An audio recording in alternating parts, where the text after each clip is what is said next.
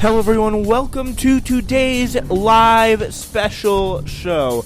My name is Spencer Walsh. We got a great one for you. We are waiting for and reacting to the New Hampshire results, folks. Very, very exciting stuff because Bernie Sanders may actually win this one, and it may actually be the person with the most votes who wins. So that's something that is very, very exciting. So the idea that we could actually possibly have a maybe a hint of a normal election like that would be very, very nice. So anyway, we will get right to it. And unfortunately, we are burdened down, of course, by the news that our wonderful SWN political analyst James Stanley is sick today with the flu. We hate to hear that, but he may be able to call in for a little bit if he's feeling better. If you're listening, you've heard James Stanley's analysis on this network before. You know everything he contributes. So obviously, think of him in your thoughts and prayers. But first, we have breaking news. Bum bum bum bum. Donald Trump's going to win the New Hampshire GOP primary. Nobody really was surprised by that in any way, shape, or form. But the truth is, it's going to be interesting to see the turnout, because that, I think, really is the biggest measure of these kind of things, to get a sense of how big is President Trump's base, how impassionate are they to come out, especially in the caucus states, to come in and caucus for him when, let's be honest, we are just ready to... when most people are just behind Trump. How are they going to come out? How are they going to caucus for him? And it's going to be, or primary him for him, or vote for him. It's going to be very, very interesting to watch. So this is what we're looking at right now, the results. 11% of precincts are reporting Sanders leads Buttigieg by 5.4 percentage points. It's just about 1,700 votes at this time. It's very, very close. Yeah, Pete Buttigieg at 22.7. Amy Klobuchar coming in well at third place. She may get the bronze medal for this one. That could be very, very big for her at 20.1. Elizabeth Warren way back at 12.2. And Joe Biden at 8.1. So the New York Times needle, we know how that, take it with a grain of salt, but Sanders is favored 66% to win at this point. So we are watching that. Buttigieg has a 30% chance, but it's tight. So, yeah, that's the forecast at this point in time. The estimate of the final vote is Bernie Sanders by 5 points at this point in time. So it'll be interesting to see if he's able to hold on to that. 28 to 23 to 14. Amy Klobuchar expected to be well behind Pete Buttigieg, but that least obvious, bold prediction here you're going to hear all night.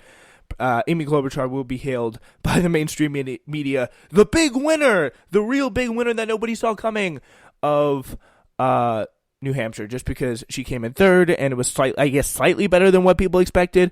I don't. You never even really know with them anymore. And this is the stuff that we've been hearing out of New Hampshire all day, especially with this crazy stuff that we are getting from MSNBC and Lawrence O'Donnell. This is ridiculous. This is really some mind-blowing stuff. Take a look at this.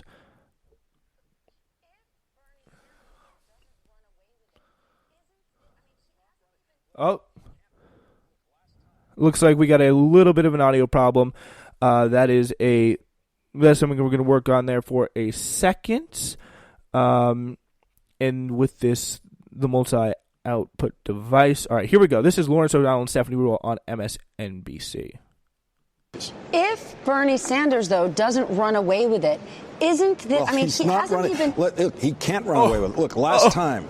4 years ago, sitting right here, Bernie Sanders won 60% of the vote. We were sitting here and it came in at 60%. He's going to get half that if he's lucky tonight. And by the way, when he won 60% of the vote last year in New Hampshire, that was not enough of a launching pad to actually win the nomination. So the story of the Sanders campaign so far this year is how much ground he's lost from 4 years ago. Yeah, that's it. He's lost half of his support in New Hampshire. That's the story. He's lost half of his support nationwide. He ran at 49% against Hillary Yeah, hit that's the nationwide story. last time. He's running about 25% nationwide. What so is all wrong that support with has these gone people? to other people. And so it is very difficult right now to see what the route is to winning the nomination through the primaries at this point for any candidate. That route has not yet emerged. It could easily emerge. But as of now, it's not there. Are you seeing? That is literally the dumbest thing I've ever heard. And I mean, I've heard some pretty crazy things from MSNBC, but in terms of, like, some of them are more vicious than others, but this is just like, are you serious? Like, you're coming out and you're saying that, okay, Bernie Sanders, he lost all, and this remark literally turned a voter. Like, it literally turned a voter from one time to another, and we are going, so I'll see if I can find that clip for you, but this kind of, like, we are going to have Bernie Sanders lost all the support. Like, that's because there are 9 other people in the race. That's how it works. That is literally how it works. You got more people in the race. Of course the support's going to go to more people. That is not the story for anything. Like, I really don't think anybody really believes that. So, yeah, here's an interesting clip on over on MSNBC that literally is the direct cause and effect to this from that stupidity from Lawrence O'Donnell actually turning a voter to going to Bernie Sanders. Take a listen. Who did you vote for? I voted for Bernie, although there are a number of candidates that I really like, and so I felt like when I finished voting, I was still undecided, including Elizabeth, including Michael Bennett, for that matter. Now, that's sort of a paradox to decide and then feel undecided. So you're a complex person. Well, yes, but I want to say the reason I went for Bernie is because of MSNBC. And go on. I think it is completely cynical to say that he's lost 50% of his vote from the last time when there were 2 candidates. Now there are multiple wonderful candidates who would be great presidents and people that I think that we can unify and get behind. But the kind of the stop Bernie cynicism that I heard from a number of people, I watch MSNBC constantly, so I heard that from a number of commentators, and so it made me angry enough. I said, okay, Bernie's got my vote. This is such an interesting point. What you're saying is, and we take criticism because we're journalists, right? We ought to be open-minded. You're saying that hearing from people, whether it's guests, contributors, the conversations you've heard, that you felt were designed to tear down Senator Sanders or quote-unquote stop him, actually endeared him to you. Absolutely. I could have chosen several candidates, but that's what pushed me over the edge for Bernie. That's really interesting, and thank you for sharing it. See, I knew you were complex. That's a layer. Yeah, so that's the, if more and more people do that, like, honestly, like, we should probably at this point just tell MSNBC to keep it up, because it's like they're actively helping Bernie Sanders at this point. That's the hilarious thing. They're literally actively being like, they're getting more people to his side with this BS. Yeah, it really is quite hilarious. Yeah, what else do we have going on? Oh yeah, Andrew Yang dropped out. He plans to announce that he is suspending his presidential campaign during a speech Tuesday night in New Hampshire. Very sad to see. Sources tell CNN it's the end of an upstart run that vaulted the businessman from obscurity to a Democratic contender backed by a devoted following known as the Yang Gang. Shout out to the Yang Gang. Yang's decision will come a week after a disappointing finish in Iowa, where the campaign invested millions and spent 2 weeks on a bus tour leading up to the caucuses. The investment didn't pan out, as Yang finished with just 1% support in Iowa after leaving the state with depleted resources. He had to lay off staff because he had to trim his campaign's costs. With a crystal ball, we might not have invested as much energy in Iowa, because I think that lack of clarity afterwards hurt every candidate.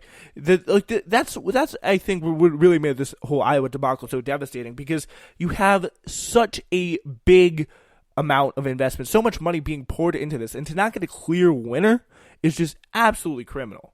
It's really absolutely criminal. The fact that they're not able to guarantee a clear winner in this situation and really give the respective campaigns the answers they need, it's really just get in the way of the process.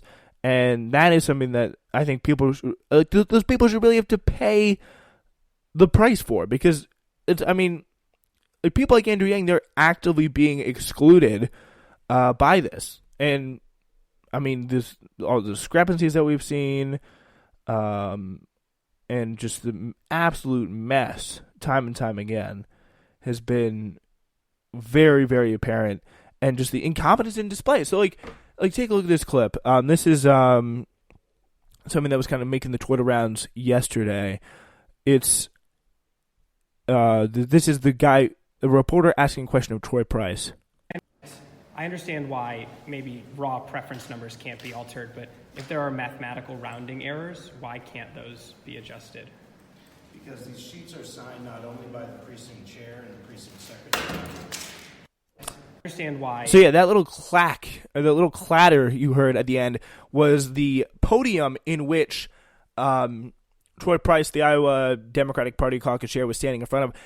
That sound was the podium falling over. Not the podium falling over, the sign on the podium, the Iowa Democratic Party sign falling off of the podium. It was like taped with some Scotch tape or something like that, and it fell off the podium, and he was just like, I give up.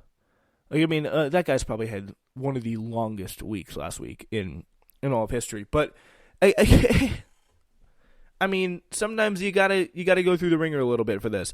You really gotta go through the ringer. Yeah, here's another fun taste of how people voted in New Hampshire.